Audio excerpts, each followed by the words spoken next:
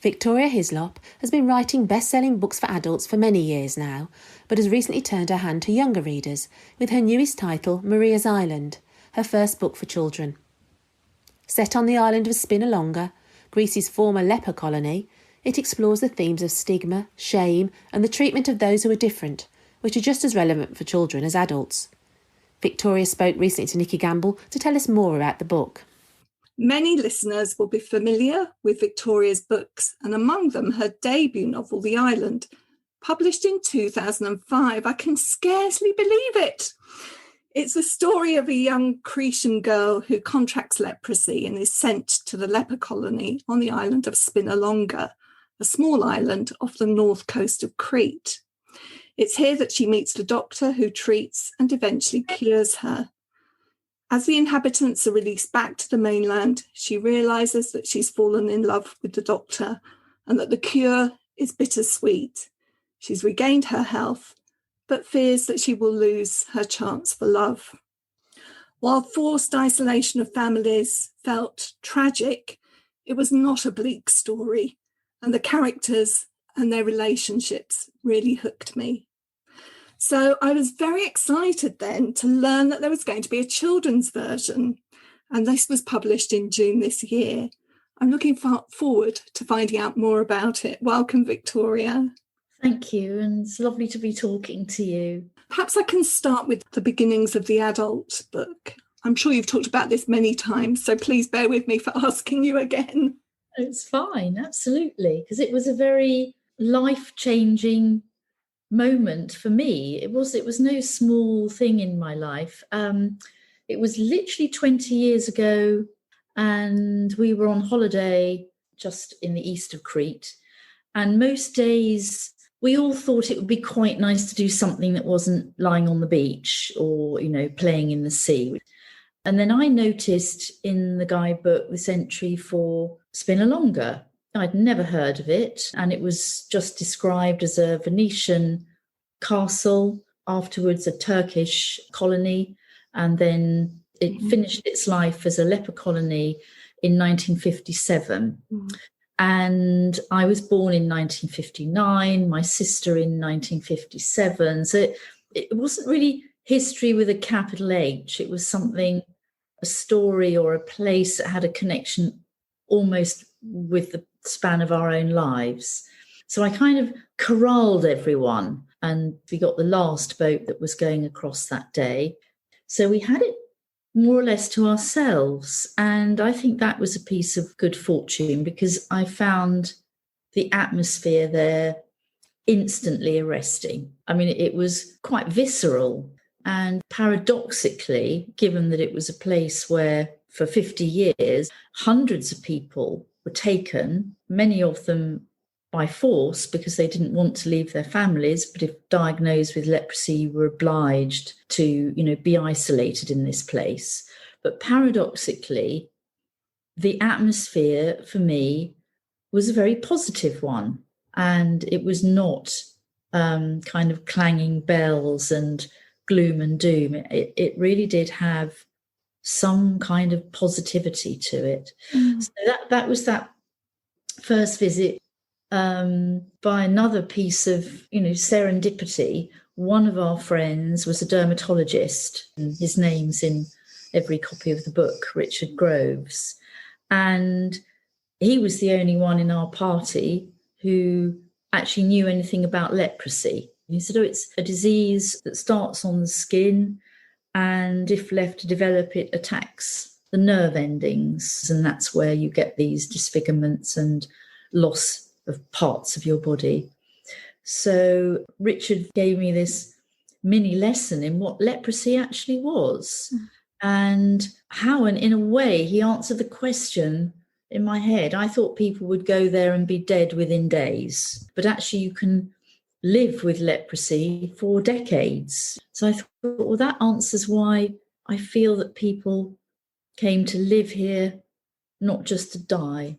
I want to come to the children's book, and you've given thanks in this to Ero Poyazido for planting the little seed. So is this somebody who has planted the seed for the children's version of the book?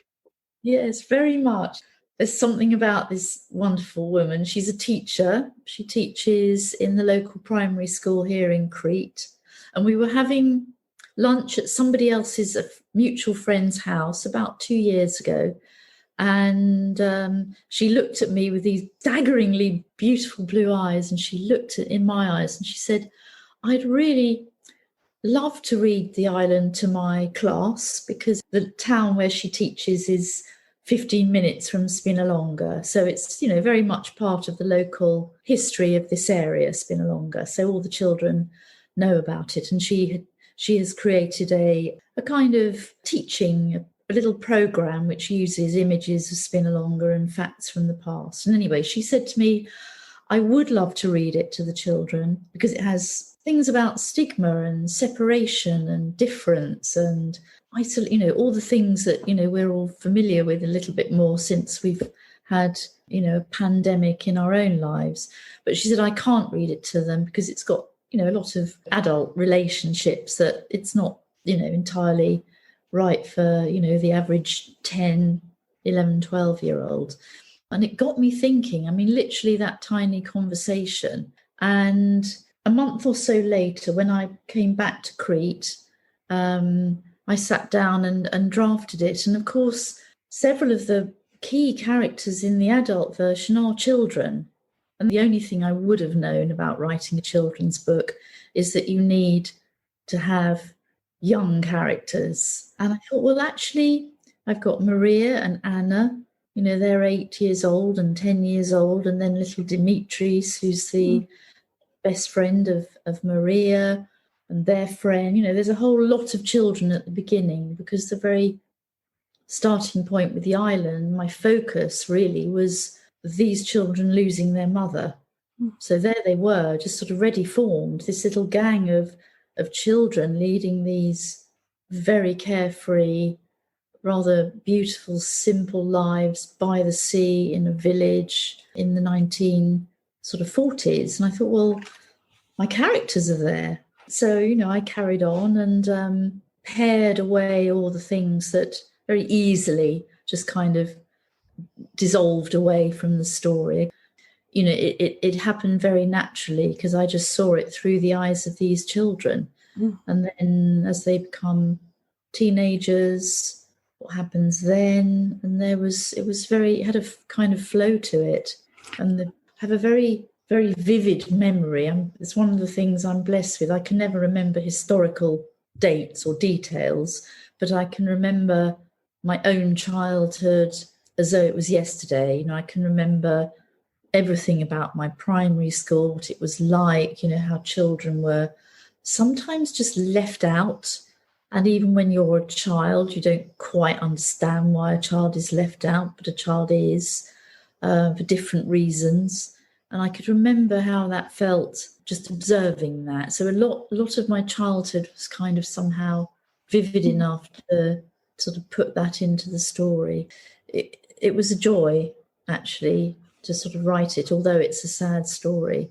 I was quite interested in some of the differences in the way that you told the story. So obviously The Island, which I have read, is essentially a third-person narration focalised through Maria's eyes. But then when you came to writing Maria's Island, it's much more complex, actually, the narrative, because we've got a young girl, then her grandmother, and all the letters going on. What were you thinking? Or was it just an intuitive response to do it in that way? It's been a little bit of a mission of mine in the last 3 or 4 years. And it was as my mother was sort of aging, and my aunt as well, going into their 80s and then into their 90s, that these elderly relatives of ours have the most astonishing amounts of history inside them, details of their lives, which strangely, I think a lot of people, elderly people, think will be a bit dull. And to me, the opposite of dull. There can be nothing more interesting. Even my mother, who died last year, she would still remember the time when there was no telephone in the house, when very few people had cars, certainly before people went to the moon, it was a whole different era. My grandmother, she was born in the 1890s. So she remembered the invention of the aeroplane and the car and the telephone and all of this. And I was always quite keen to grab her memories. So it's something I've always done a little bit of. So to answer the question about Maria's Island, I thought, there's this little girl who should be asking her grandma questions. And her grandmother might be a bit reticent at first because she's talking about a difficult family history. But actually, I think the skipping of a generation, it's almost like they would be telling a story, because some of the things that a 70-year-old would be able to tell an 8-year-old would be almost fantastic. Memories are very precious, and whenever I get the chance, I encourage children, when they're interested and when they like, perhaps keeping their own diary, to sit down with an elderly person and ask them, to describe what their classroom looked like, what they wore, what they ate for their lunch. All of that is of, I think, potentially great interest to a child. So that was my feeling when I started this story, that it's a little girl sitting with her grandma, just asking her a few questions, and then this whole kind of slightly hidden story comes out. And the thing that you guess as a reader from that is that both of them are benefiting. Both the teller and the listener are really gaining a lot from that experience. Yeah, I hadn't thought of that before, but I think that's right. It's a kind of not exactly therapeutic thing for the grandmother, but some of this has been hidden in her family, perhaps because of the stigma around leprosy. So yes, I think that probably it's a win-win situation, isn't it? One of the things that really struck me was the resilience of the children, Demetrius and Maria. And although it's very sad and very poignant, they actually are quite remarkably stoic. And it sort of reminded me of some of the things that people have been saying over the past 18 months, catastrophizing our situation. I thought there were some really good lessons in here about how things can be all right, even in difficult circumstances.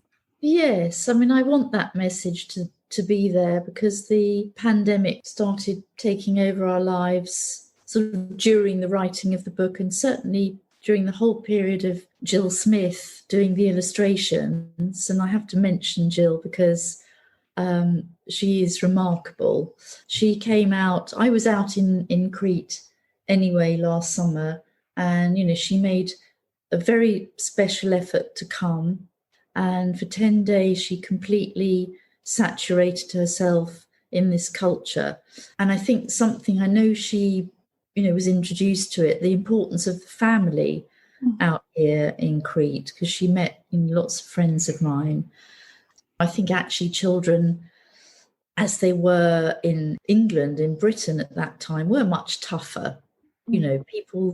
Life wasn't cushy for anybody in the 1940s and 50s. You didn't have 4 pairs of shoes. You had the one, and you wore it until it wore out, and then you had it resold. I mean, generally, people were physically, I think, more robust, and, did slightly get on with it and didn't expect 8 different flavours of ice cream. You probably have an ice cream once a year as a treat. I'm not just doing that life was hard, because I really think it was, but it wasn't any less happy.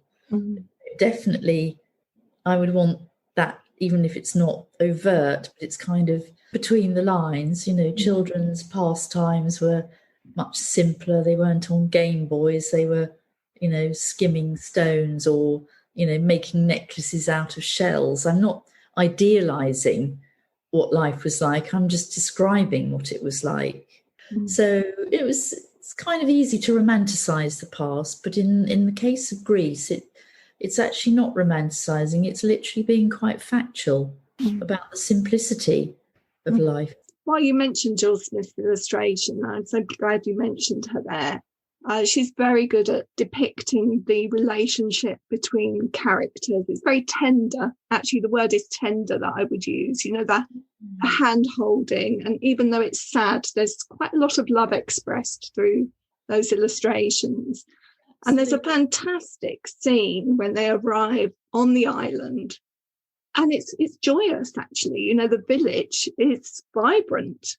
Absolutely. I mean, Gill's illustrations absolutely capture what I feel about Spinalonga, that it can be a joyful place. And when she does that, there's a lovely, as you referred to it, this big double-page spread illustration of the whole, you know, it's people coming out of shops and going along the street and playing and talking and chatting. And it's very, very vibrant. It's not, you know, pulling at the heartstrings. She never does anything deliberately sentimental. She's actually quite subtle with the emotion. She allows the reader or the person looking at those images to kind of have their own emotional response to the situation. Mm-hmm. She never tells you what to feel. I think she's a huge talent. Mm-hmm. And, you know, the front cover itself, it's like a little girl's face, just looking slightly quizzical. But, you know, she hasn't got a teardrop coming down her cheek. She's never exploiting emotion. She's just drawing you in. It's as though every little person she illustrates is kind of communicating with you. Mm-hmm. And they are absolutely glorious illustrations. I really love them. And I was shown illustration examples from quite a few different people. We've said I've never done a children's book before, and there were lots of, you know, there are many, many talented illustrators, but many of them just didn't quite get the subtlety, I think, that I felt was needed. And then suddenly Gill sent in some examples, and I said, that is absolutely how it should be. There's also a quietness to them. You know, the image of the mother, who's the teacher in the school, with her head bent to her writing and her hair's up and there's just this small mark on her neck. That's a very understated and quiet picture. She's put so much careful thought into all of them. Wow, I'm in awe of her, to be honest. From the sort of beauty of it all, I want to perhaps head to something not quite as pleasant, and that's the sister Anna. I found it really hard to find anything redeeming about her. Should I feel sorry for her in some way? Well, she is the naughty girl at school. She's much naughtier in the adult version. So I toned all that down or threw it away in terms of the plot. But it's shocking how she almost disowns her mother and how she won't embrace her sister back into her life. Yes, I mean, this is the strength of the stigma, isn't it, as well? Absolutely, because Anna wants to be married and go out and live a life outside the village. You know, she likes to sort of read and look at images of things that are very alien in a Cretan village. And obviously anything that has a stigma like leprosy attached to her family would certainly not be in her kind of plans. Mm-hmm. So no, she definitely turns her back, and that's a reality, and unfortunately, still is, because leprosy does still exist. There are 200,000 or 300,000 new cases diagnosed every year around the world. I mean, mostly in India, Bangladesh, some in South America, and people who get this diagnosis are often in places where the stigma is as great now as it was before the cure. Mm. And of course, you know that because you also work with the charity Lepra. Yeah. I wanted to ask you an obvious question, actually. I'm sure anybody that's interested in children's books is going to ask this question. Are we likely to have any more children's books from you? I would absolutely, more than anything, love to do another book with Gill Smith, because she totally understood the feelings that I was trying to express. And I've had one idea, which funnily enough comes from another of my adult book, just a little very small part of it that I'd really like to explore, again, which has children at the heart of it. So something that I said I would, was surprised to be doing, you kind of think, oh, what an enjoyable process it was. Because when you're writing an adult book, apart from anything, you are pretty much on your own. It's a one person show. Editors play an important role, but the actual thing that you hand to a reader, that's just you. And I love the fact that, this was I wouldn't even call it a partnership, because I feel I'm not equal to Gill's talent with the illustrations. No, that's definitely something that I dream of. It's quite an unusual situation, because you may or may not know that illustrators rarely get the opportunity to even meet with their authors before a book is published. So what you had there was obviously something quite special. I'm amazed that writers and illustrators don't kind of hold hands, at least for some meeting point, and I really felt that Gill and I were just together on this. I want to ask you maybe one final question. I'm obviously excited at the prospect of another children's book, but I'm equally thrilled that you've written another adult book revisiting Spinalonga, so One Night in August. And I know our listeners would like to know just a little bit about that. So could you entice them into this story? Well, again, the pandemic has to be mentioned, unfortunately, but sometimes, it kind of led to a few positive things, didn't it? I was living in our sort of isolated place in the middle of nowhere when we'd all been in lockdown, and my mother had just died, and she died in a residential home very suddenly, unexpectedly, and we hadn't been able to be with her. We hadn't been able to actually see her for a week beforehand, because they'd gone into a sort of shutdown. So there was a moment of, grief and dismay and bemusement, a unique moment in my life and in the family's life. And we all felt that we needed to occupy ourselves. And of course, for me, I was writing. What else could I do?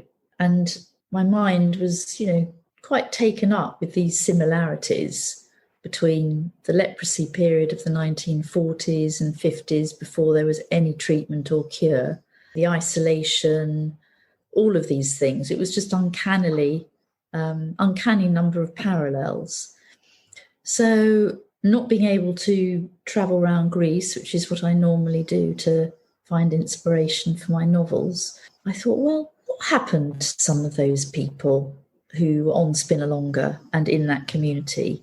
What happened to them after the leprosy hospital closed down, after the death of Anna, which is kind of happens on the same August night? And again, writing can be enormously pleasurable. And, for those months, I sat and explored and answered those questions. What happened next? And again, I'd never imagined I'd write a children's book, and I never imagined I'd write a sequel to anything. But gradually this story just sort of unfolded, and out of it came One August Night. And it was, I suppose, in writing, most writers will find an outlet for emotions, for things that they've experienced or are experiencing. And it's a kind of a form of catharsis, and that's really what happened during the course of writing that book. I love the idea that we might have parents reading one of your adult novels and children reading Maria's Island at the same time, and somehow inhabiting through your stories the same world and having conversations about it. Wouldn't that be lovely? It's quite an odd thought, isn't it?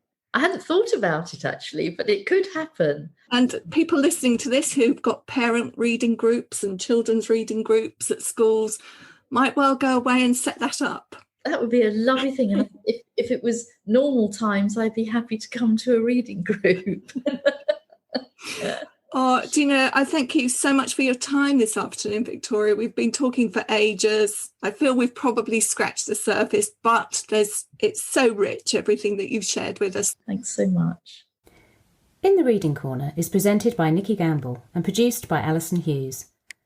If you have enjoyed this podcast, please do leave a review for us.